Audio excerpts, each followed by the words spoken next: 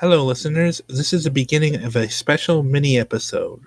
The very end of the beginning arc, Setting Up Roots, and a special episode titled, I Learned It From You. Aww.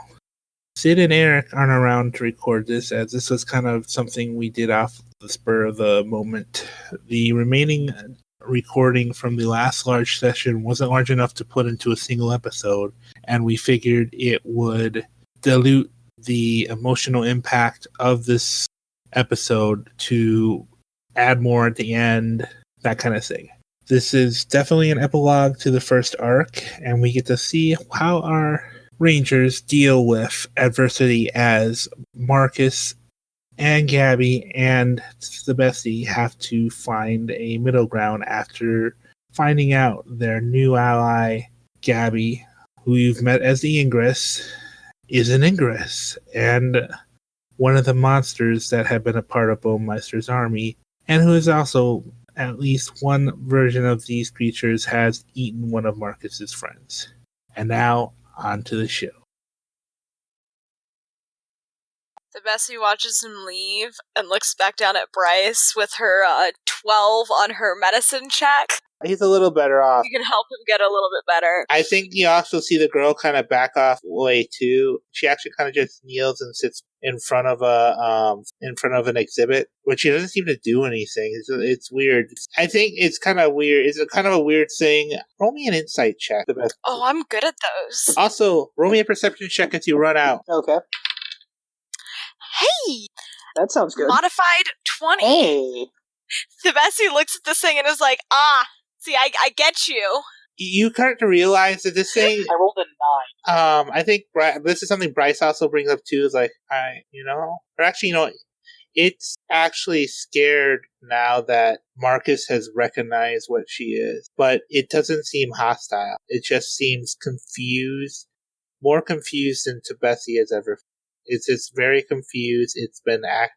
You kind of get the impression it's actually acting on instinct and what it's observed. The fact that you kind of get the feeling that the fact that Marcus saved it is what prompted it to help save Bryce and to do what it's been doing. Aww. Okay. So it's almost childlike, and it's very alien, but I don't know. It seems like you guys have given it a good start. Thebesi has, like, rations with her, right? Yeah, okay. Cool. She's gonna take off her helmet now, because she knows that's something she can do since she watched Marcus do it. Dude, she doesn't know what she's doing. I know. She's like, I came in here to get supplies for my clan, and I was supposed to go back, and then This happened. Yeah, so she takes off the helmet, and she pulls out, like, a ration, some of the rations from her pack, and she goes over to it and kneels down in front of it and holds out, like, some of the food to it. I think it looks down at the food, and it looks to you for a moment and tilts its head, but then I think it seems to nod slightly, and it just picks up the weird thing is, when the hood is down like that over its face, those weird markings that look like eyes are actually moving like eyes. You almost get the impression that the eyes you saw earlier might not necessarily been its eyes, but figured people would want to see for eyes, so it didn't have, like, Marcus's breakdown. Marcus, also on your check, as it's starting to eat the rations, it's slow, but then it quickly gets good, and I think with that insight check, it's never had food like this before. Huh. And this is like if you gave a savage out in the wood a piece of candy. It's blowing her mind. Yeah, I get you. I get it. That's sweet. Marcus? This is the best friend now. Marcus, you will see a bunch of restless running for the museum, but you don't know. I don't know them? No, you know them, but you can't see why they're running for the museum. But I think as they pass, you start to hear, there's a mob chasing them. Right. What do you do?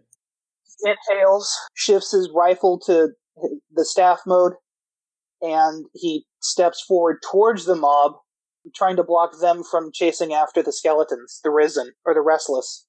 Okay, now I get to introduce some new NPCs. I have you see there's a female necromancer with a square face, braided blonde hair, and green eyes. She is wielding a club and she seems to be provoking the whole thing. You hear like, Mark, he's going to square himself up like the lieutenant in the military that he was, and he is going to bark at the Knoll Necromancer. What do you think you're doing? They were part of the people attacking us. They were no such thing. And I'm going to roll to intimidate. All right, roll to intimidate. Yes. 7. Aw. This bot does not like you. No kidding. Yet it gave me that double disadvantage, which apparently was like completely against the rules, but I'm not complaining. I shared it with some other friends, and one of them pointed out that you're only really ever supposed to get advantage or disadvantage the once. Hey, that's fine. This is our game. This is our podcast. We do what we want. Table rules. I'm not complaining. I know Sean wasn't doing it to be a dick. It was because it was that far away, so... I wanted to give you a chance. You know. Yeah, like I said, I'm not complaining. So yeah, I rolled a 7 on intimidation. Okay, she starts to stop, and then another Briar in a dragon scale cloak throws a tomato at you. She's a comedian in town. He doesn't flinch. He just glares at the person who tossed the tomato. And Helen Lee says, "What are you? No, you're just a security guard." I fought with the Knoll Rangers during the last Henshin War. If you want to get at them, you will have to go through me. I will not let you attack and besmirch the memory of heroes who laid down their lives, who rose up from the dead, foregoing the peace of the afterlife to continue to protect your ungrateful asses. If you want them, come at me. Roll for intimidation? Or no, roll for intimidation or persuasion with advantage. Well, if you want to do intimidation, not with advantage, persuasion, I think persuasion, it would be advantage, because you did a power move there. Okay. I will do... You invoked Ethos. I will do persuasion with advantage. Told you I was setting you up for some Red Ranger shit. No kidding. Oh, that's an 8. Come on, please don't do this to me. That's a 6. Oh! And think the Knoll Necromancer, Erawen, just frowns like, "What do you know about these? Why are you protecting them?" Because those are the Knoll Rangers. And why are you protecting them? How do we know that this is not a trick? That you know what they did in the Henshin War, what they did, the people they made us have to kill to defend ourselves. How are we supposed to know that this was not their way to let these people in and then have them slay us in our sleep? Because I spoke with them. I found them underground, patrolling, making sure that whatever happened that caused this didn't. Something went wrong. And I will not let you demean their sacrifice, their continued sacrifice, giving up their afterlife to protect your ungrateful ass. Those skeletons you were chasing, those were the Knoll Rangers and other Henshin who fell in battle protecting you. And now you want to demean that sacrifice because they're skeletons? Do we really want to judge on how we look? This crowd in this city, he looks right at the Knoll Necromancer, and then the Briar who tossed a tomato, and then at another human, probably meeting the eyes of a no in the back somewhere. Are we really going to go down that road? And I think as you say this, you hear, piping up the back, you hear Healy yelling, "He's right. I don't believe you people. They weren't attacking you. They were attacking those dipshits in the goddamn Foameister's army. What the hell is up? What the hell? I'd sooner trust them than you. And you sicken me." Ooh, does Haley come up and join? Yeah, I think Haley does come up and join you. All right, and roll another persuasion. Try it. Well, give it one more try. Okay. Please, bot. Because you're doing a really good job of trying to sell it. I think I know it's not usually typically let reroll, but your RP is on target. All right. Do you want? I don't want to beg for things, but do you want it once, or do you give me advantage again? I'm giving advantage again because... Come on, dice. Oh my god. This thing just does not want me to... Jeez. I rolled a 3. Oh. Okay, here's the other dice, though. 9. This dice spot just does not want me to do this. Apparently, it's out for blood. You can try to use Tatsu in the server I have. You know what? I think I might. Look, it gave you the shot. That's what it's saying. I gave you the shot. What more do you want from me? I gave you the shot, kid. What more do you want from me? Part of me is like wondering if Thebesi would go out there, but also she wouldn't leave someone who's wounded. So she's not. She's gonna stay back there and stay with the wounded. Someone has to. I think with a 9, but the fact is, I want to say the crowd starts to disperse after Erwin says, "Fine, but if anyone dies from this, Marcus, you're the first person we hang." He's just gonna lean in, try it. Dude, he's got a dragon to protect him. Have fun trying that. And then the comedian also sheepishly heads off. She was just trying to get a laugh, actually. She wasn't actually trying. Look, she has high charisma and low strength, and she was just curious to see if that would... I think she looked kind of sheepishly at you, like, roll me an insight check. I rolled a 17, so that's a 20. You kind of get the impression that she threw the tomato not to actually start a riot, but it was an attempt to... It was a stupid comedian attempt to lessen tension. She was actually trying to... make somebody look a fool to break the tent, yeah. Aaron's just gonna... goddamn.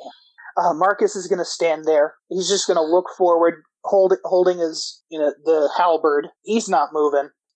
And I think a lot of people are... that's another thing. A lot of people are just staring at you and realizing that you're in a Henshin armor, and I think that's part of why they're breaking up now. They're not going to question anything because they're not going to question further, even if they have their suspicions, because they recognize that you're in a Henshin. And I actually think as this happens, Healy actually kind of like whispers over you, like, "So what the hell happened? Why are you in Bryce's clothes?" Once all the crowd disappears and no one's looking but Haley, he's gonna drop to his knees, panting, because holy shit, that rattled him.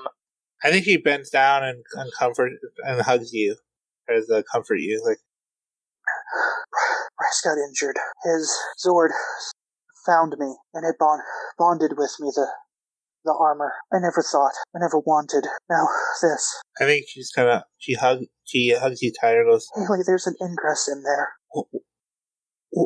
Wait, what? Like, you mean like those bag those... I don't know how, but it bonded with the recaster as well. It helped us, but I saw... Wait, Marcus, and he's shaking and just panting. And I think he's hugging her, like, Marcus, they... Are you sure it's an actual recaster? Those things, I thought those things, they mimic shit, don't they? They're always well, I remember hearing, because they were always pulling those weapons out. I don't know. It had a suit. It had armor. I don't know. Thebesi, I think. Yes. You see, after the rations, the Ingress stands up, and they're like, she's looking out the door at Marcus, and she kind of gestures to herself, and then kind of like it seems to be trying to think of what to do, and then she points at an exit sign, sadly. She read it, so kind of like, I think it's almost like she's trying to pantomime, should I go?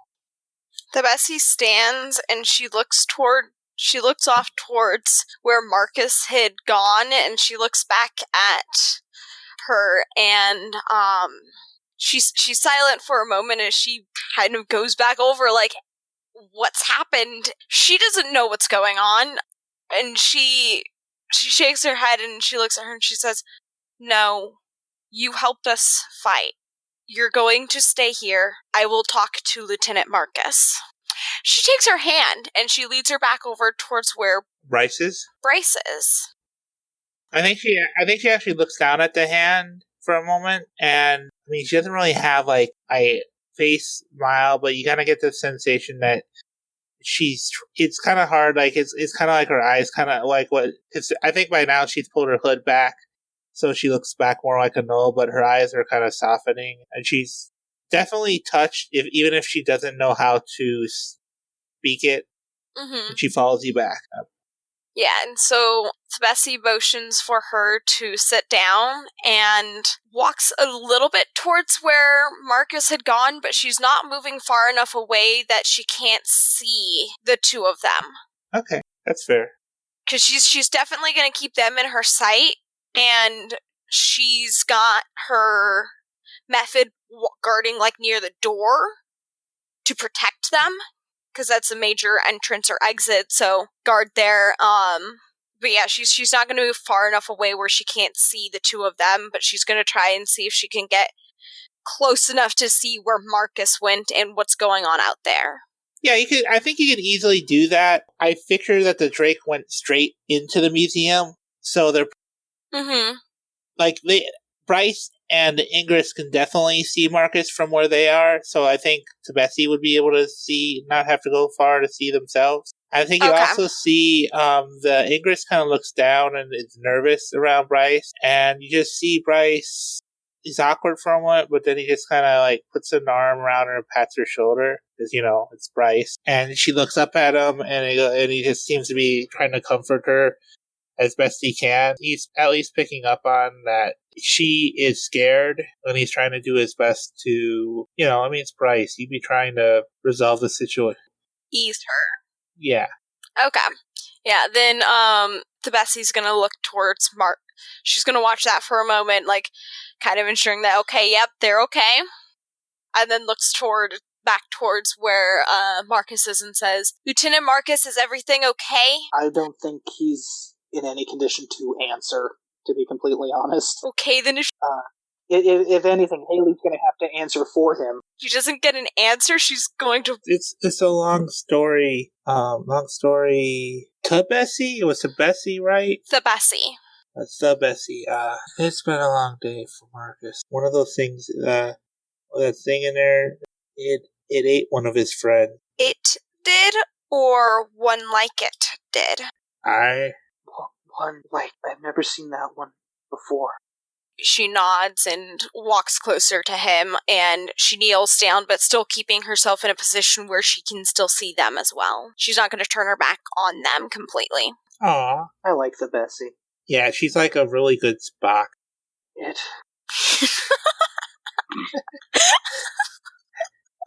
What? It's true. He's very literal. You're not wrong. Oh, that's great. I love it. Break up the entire tension of that moment with she's like a good Spock. Honestly, I think we needed that tension breaker. No, she kneels down beside Marcus and she places a hand on his shoulder, and she doesn't really know what to say, so she just kind of stays there quiet beside him. I think after a while he's collected himself enough to where he's not completely shuddering. It's been a while since I felt that bad. Let's go inside and see how everyone's doing. He slowly stands to his feet, using the halberd to push himself onto his feet. Thebesi helps him up to his feet, too. I think Healy also helped. And he's going to tiredly, slowly, head back into the museum. And she follows. And I think Bryce and the girl that you guys still haven't named look up. Thebesi was going to see if she had any kind of way of telling them a name. Thebesi's not just going to be like, you're Susan. Well, she doesn't have a name. Yeah. If you guys name her Dot, I swear to God, you're going to dice jail. Well, no, her name is Gab. It's bag spelled backwards. Oh, God. Gabbi. I like it. It's Gabbi. Once they're all inside, Thebesi looks at everyone. What do we do now? Now begins the repair. He's going to go over to the knoll, the Ingress, and hold out his hand to her. Thank you for helping. And she looks at the hand. They can see his hand is shaking. I think she looks at it and she actually looks kind of. I think she's shaking a little bit too. To come over and she does take your hand and shakes it and nods and points to him. I think she actually points to him and then points to her eyes and then just kind of taps a thumb against her head. She pointed. You look smart. That's my guess. I'm not sure I understand. I think she actually kind of stands and then I think she seems to be considering something. And you see her reach into herself and pull out a book and looks it over, and then she closes it, puts it back inside herself, and I think she taps like where like you would expect her heart to be, and she points at her eyes, and then she points at Marcus, and then taps where his heart would be, and then she makes like a motion with her hands, like really, it's weird. It's a weird motion, but it's kind of like she's trying to say like really big.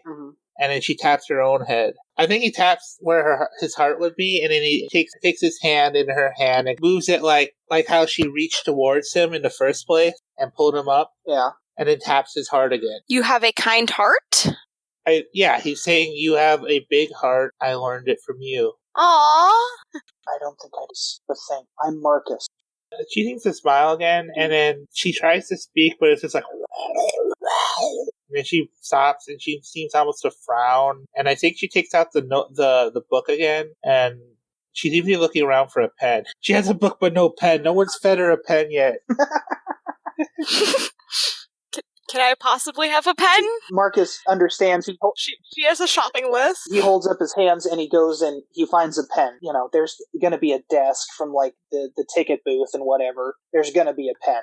Yeah. And I will say that while you guys are doing this, you can also see the Restless are trying to work to pick up the museum as well, for lack of a better thing to do. That's very kind of them. And I think she takes the pen and then she writes something in the book and then turns it around. And then it's like it's legible, but you can kind of tell, like, it looks like someone who learned to read from books without actually knowing necessarily what the books is and having to piece it together. But she writes, I don't have a name. Where I come from, we don't have names. You can name her Gabby. Well, you have a name now. I'm going to call you Gabby. Yes.